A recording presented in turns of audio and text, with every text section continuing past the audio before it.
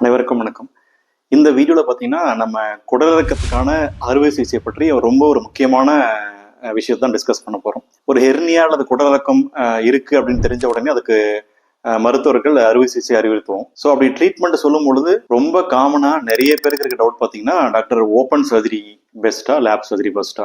ஒரு சில பேர் பார்த்தீங்கன்னா லேப்ரோஸ்கோப்பில சர்ஜரி பண்ணா கம்ப்ளீட்டா குணமாகாம போகலாம் அப்படின்ற டவுட்ஸ் ஒரு சில பேருக்கு இருக்கு. இன்னும் சில பேருக்கு பார்த்தீங்கன்னா ஓப்பன் சர்ஜரி பண்ணா பின்னாடி நம்ம எந்த வேலையுமே செய்ய முடியாது, கம்ப்ளீட்டா ஒரு மாதிரி பெருடன் ஆயிரும் அப்படின்ற மாதிரி பயமும் இருக்கு. ஸோ இந்த வீடியோல ஒரு குடல் இருக்கிறதுக்கு லேப்ரோஸ்கோபி சர்ஜரி அப்படின்னு சொல்லக்கூடிய அந்த நுண்துளை அறுவை சிகிச்சை நல்லதா அல்லது ஓப்பன் சர்ஜரி கன்வென்ஷனல் நம்ம பண்ணக்கூடிய சர்ஜரி நல்லதா அப்படின்றத பத்திய ஒரு காமனா பேஷண்ட்ஸ்க்கு ஏற்படுற டவுட்டை தான் அதில் நம்ம டிஸ்கஸ் பண்றோம். ஃபர்ஸ்ட், ஓப்பன் சர்ஜரினா என்ன?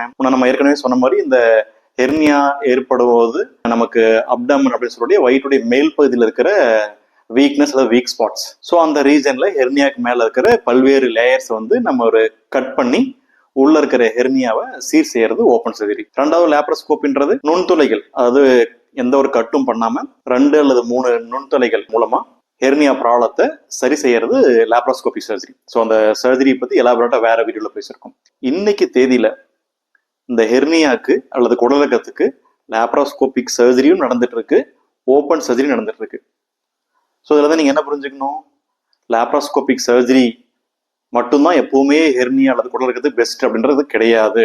இது ரொம்ப ரொம்ப முக்கியம். அதாவது 2 சர்ஜரியுமே இன்னைக்கும் ஆல்மோஸ்ட் அனைத்து மருத்துவமனைகளும் செஞ்சுட்டு தான் இருக்காங்க.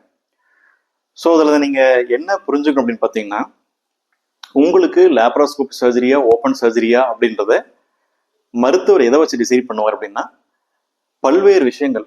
ஒன்று, உங்களுடைய வயது, உங்களுக்கு ஏற்பட்டிருக்கிற அந்த குடலிறக்கத்தோட தன்மை, அதாவது ரெடியூசபிள் இர்ரெடியூசபிள், அது என்ன ஸ்டேஜில் இருக்கிறத சொல்லும். ரெண்டாவது, முதல் டைம் உங்களுக்கு குடலிறக்கம் ஏற்பட்டிருக்கா அல்லது ஏற்கனவே குடலிறக்கம் ஏற்பட்டு அறுவை சிகிச்சை செய்யப்பட்டிருக்கா, அதாவது ரெக்கரண்ட் ஹெர்னியான்னு சொல்லுவோம். அடுத்த விஷயம், உங்களுக்கு வேறு எதுவும் கோமார்பிடிஸ், மற்ற வியாதிகள், அதாவது ஆஸ்மா அல்லது ஒபிசிட்டி, எக்கச்சக்கமா உடல் பருமன், இந்த மாதிரி விஷயங்கள் இருக்கா, இந்த மாதிரி பல்வேறு விஷயங்களை கன்சிடர் பண்ணி உங்களுக்கு உள்ள குடலிறக்கத்திற்கு ஓப்பன் சர்ஜரி நல்லதா லேப் சர்ஜரி நல்லதா அப்படின்றத உங்க சர்ஜன் உங்களுக்கு அட்வைஸ் பண்ணுவார். ஸோ ஜென்ரலா லேப்ராஸ்கோபி சர்ஜரியில் நிறைய அட்வான்டேஜ் இருக்கு, அதுல எந்த மாற்று கருத்தும் கிடையாது. ஆனால் அனைத்து குடலிறக்கத்துக்கும் லேப்ராஸ்கோபிக் சர்ஜரி சிகிச்சை கிடையாது அப்படின்றத நீங்க தெளிவா புரிஞ்சுக்கணும்.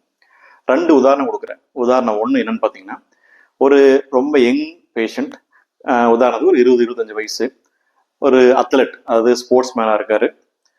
அம்பிளிகஸ் அல்லது கிராயின்ல ஒரு சின்ன ஹெர்னியா இருக்கு. அவருக்கு சர்ஜரி பண்ணிட்டு ரொம்ப ஏர்லியரா ரெக்கவர் ஆகணும், குயிக்கா அவருடைய ஸ்போர்ட்ஸுக்கு திரும்பணும். ஸோ இந்த மாதிரி இருக்கிற பேஷண்ட்டுக்கு 100% லேப்ராஸ்கோபிக் அறுவை சிகிச்சை தான் நாங்கள் அறிவுறுத்துவோம், அல்லது எந்த மாற்று கருத்துக்கும் கிடையாது. இதுவே ஒரு 85-90 வயதான ஒரு பெண்மணி, அவருக்கு ஏற்கனவே 2 அல்லது 3 முறை ஹெர்னியா அறுவை சிகிச்சை செய்யப்பட்டிருக்கு. இப்பொழுது ரெக்கரண்ட் ஹெர்னியா, அதாவது மீண்டும் ஹெர்னியா ஏற்பட்டிருக்கு, உடல் பருமனோடு இருக்காங்க.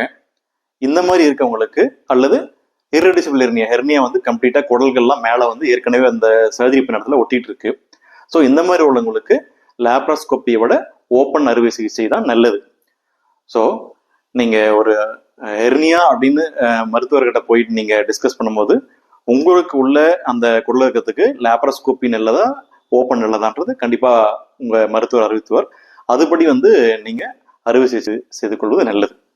இதே போல வேறு ஒரு பயனுள்ள தகவலோட அடுத்த வீடியோவில் காண்போம். நன்றி, வணக்கம்.